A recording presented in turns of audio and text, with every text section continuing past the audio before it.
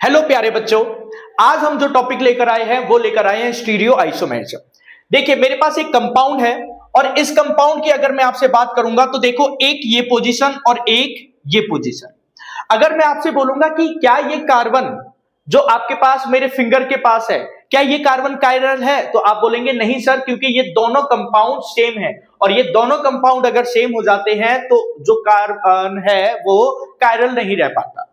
चलिए मैं इन दोनों की पॉसिबिलिटी देखता हूं, इन दोनों की पॉसिबिलिटी से मेरे क्या क्या आंसर निकल सकते हैं।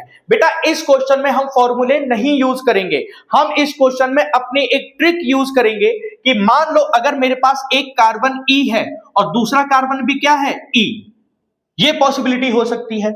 अगर मान लो मेरे पास यही एक कार्बन जेड है और दूसरा कार्बन भी क्या है जेड, एक ये पॉसिबिलिटी हो सकती है। और बेटा ये दोनों की दोनों पॉसिबिलिटी आपकी किसकी है? एक आयरन। क्लियर है? अब चलिए नेक्स्ट आगे बढ़ेंगे। तो मान लो मेरे पास ये एक ई है और एक क्या है जेड। तो अगर ई और जेड है तो हो सकता है कि अगर ये एस है तो दूसरी पॉसिबिलिटी क्या हो जाएगी? आर की हो जाएगी, यानी ये आपके हो गए कायरल। अच्छा इसके बाद अगर आप कहेंगे कि सर क्या मैं यहां पर जेड और ई ले लूं, जैसे मान लो मैंने आपसे बोल दिया ये जेड और ई, तो बेटा ये जो सिचुएशन है ये सिचुएशन सेम सिचुएशन में आ जाती है ऊपर वाले में। तो इसी तरीके से इसका जो ओवरऑल आंसर आप देखोगे, ओवरऑल आंसर क्या हो जाएगा?